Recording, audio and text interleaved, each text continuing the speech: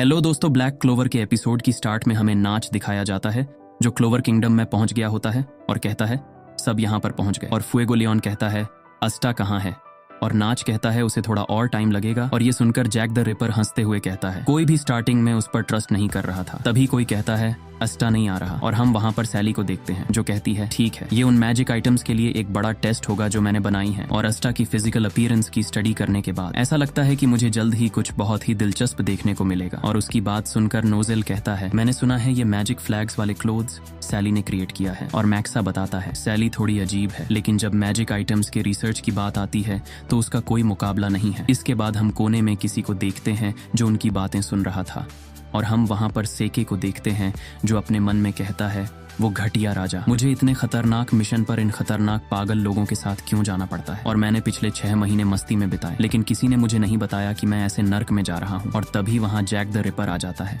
जो कहता है मुझे नहीं पता तुम यहाँ क्यों हो, लेकिन अगर तुम ये कर रहे हो तो बेहतर होगा कि इसे सीरियस लो। और वहां पर नाच भी आ जाता है जो उसे कहता है हम जानते हैं कि तुम्हारे पास ज्यादा स्किल नहीं है। और उसे डराते हुए कहता है अगर ये लोग मरने वाले हो तो खुद का सैक्रिफाइस दे देना जो हमारे काम आएगा। तभी पीछे से नोजेल कहता है मुझे पता है एस्टा टाइम पर पहुंच जाएगा। तभी यूनो कहता है लेकिन मैं उससे पहले सब कुछ खत्म कर दूंगा। और उसकी बात सुनकर जैक द रिपर हंसते हुए कहता है ये तुम नहीं करोगे, ये काम मैं अपने हाथों से करूंगा। और नोजेल कहता है ये काम तुम भी नहीं करोगे। और नाच अपना स्पेल शैडो कॉरिडोर पढ़ता है और वहां पर एक मैजिक डोर ओपन हो जाता है। और नोजेल अपनी बात को कंटिन्यू करते हुए कहता है वो हम सभी होंगे।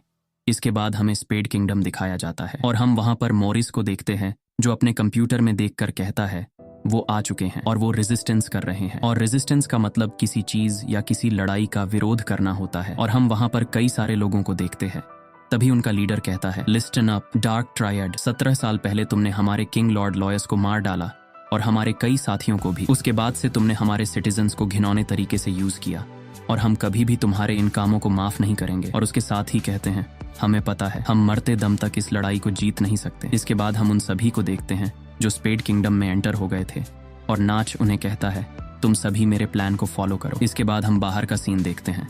वहां पर जमीन बहुत जोर जोर से हिलने लग जाती है और तभी वहां पर बहुत बड़ा डीमन अपीयर होता है और उसकी 3 आंखें थीं। और ये देखकर वो सभी लोग बहुत ज्यादा डर जाते हैं। और उनका लीडर कहता है लेजेंडरी एंशिएंट डीमन ये यहाँ पर क्या कर रहा है। और जिनॉन कहता है एक्सट्रीम पावर के सामने इमोशन और रिवेंज का कोई मतलब नहीं होता। एक चूहे ने महल में अपना रास्ता खोज लिया है और मैं कैसल टाउन के लोगों को खत्म करने के लिए डीमन को यूज करने का प्लान बना रहा हूँ। और चलो क्यूएलाइफॉथ के रिचुअल को शुरू करते हैं। इसके बाद हम उन तीनों को देखते हैं और तभी फुएगो लियोन कहता है क्या बाहर वाले ठीक हैं? ये आवाजें कैसी? क्या बाहर वाले ठीक हैं? इस पर नाच हंसते हुए कहता है तुम उनकी फिक्र मत करो, वो ठीक है। इसके बाद हम बाहर का सीन देखते हैं और उस डीमन पर कोई फायर से अटैक करता है और उसे एक जोरदार पंच मारता है। और हम वहां पर मीरियो लियोना को देखते हैं जो कहती हैं मैं मीरियो लियोना वर्मिलियन क्लोवर किंगडम की रॉयल तुम्हारी मदद करूंगी। इसके बाद हमें नाच बताता है इसे रिचुअल्स ऑफ एडवेंट कहा जाता है और ये रिचुअल्स एक लार्ज मैजिक सर्कल द्वारा ऑपरेट होता है जिसमें 4 काम होते हैं। इस रिचुअल के सेंटर में क्यूलिफॉथ के आगमन का जगह है और ये 3 लोग डार्क ट्रायड के मेंबर हैं जो इस रिचुअल्स को शुरू करेंगे। और मेरा प्लान ये है कि इन तीनों मेंबर्स को हराकर रिचुअल्स को रोका जाए ताकि क्यूलिफॉथ के डोर को खुलने से रोका जा सके। हालांकि ये गारंटी नहीं है कि ये काम करेगा, लेकिन हम एंटी मैजिक का यूज करके क्यूलिफॉथ को डिस्ट्रॉय कर सकते हैं। लेकिन हमने इसे फोर्सफुली डिस्ट्रॉय कर दिया तो यामी और वेंजेंस मर जाएंगे और तुम मुझे कभी माफ नहीं करोगे। और आगे कहता है ट्रायड मैजिक सर्कल 3 अलग अलग जगहों पर है। हम 3 ग्रुप्स में डिवाइड होंगे और एक साथ उन पर हमला करेंगे और उन्हें डिस्ट्रॉय कर देंगे। और अगर कास्टल के बाहर कोई ध्यान भटकाने वाली घटना भी होती है तो भी तुम कुछ डार्क डिसाइपल्स का सामना करोगे। और जब तुम ऐसा करोगे तो किसी को शील्ड की तरह काम करना होगा और जितना हो सके उतना उन पर हमला करना होगा। इसके बाद हम बाहर का सीन देखते हैं। उस डीमन के चेहरे पर आग लगी होती है और धीरे धीरे कर कर वो आग गायब हो जाती है। और ये देखकर वो लोग कहते हैं ये काम नहीं किया, हम ऐसी चीज को हरा नहीं सकते, कोई रास्ता ही नहीं है। और मीरियो लियोना हंसते हुए कहती है ऐसी चीजें भी है जिन पर मेरा मैजिक काम नहीं करता और मैं नहीं जानती कि तुम कौन हो, लेकिन ये बहुत मजेदार है। और कहती है flame magic hello fire incarnate. और उसके चारों तरफ पर फायर इकट्ठी हो जाती है और अपनी बात को कंटिन्यू करते हुए कहती हैं मैं एक लेजेंड को हराऊंगी। और ये देखकर उनका लीडर कहता है कितना अमेजिंग मैजिक है, ऐसा लग रहा है कि उसकी बॉडी पूरी तरह मैना बन गई हो। इसके बाद वो डीमन अपने हाथ से अटैक करता है, लेकिन मीरियो लियोना उसे डॉज करते हुए उसके हाथ के ऊपर चढ़ जाती है और उसके नीचे से एक जोरदार पंच दे मरती है। लेकिन इस अटैक का उस मॉन्स्टर पर ज्यादा असर नहीं होता और मीरियो लियोना को पकड़ने वाला होता है। लेकिन तभी उसकी बॉडी से ब्लू मैना बाहर निकलता है और कहती है माना जोन फुल रिलीज। कैलिडोस, ब्राचियम, पर्गेटोरी, एबिस, और उसे अपने माना से जलाने लग जाती है और कहती हैं फिर से हमेशा के लिए सो जाओ।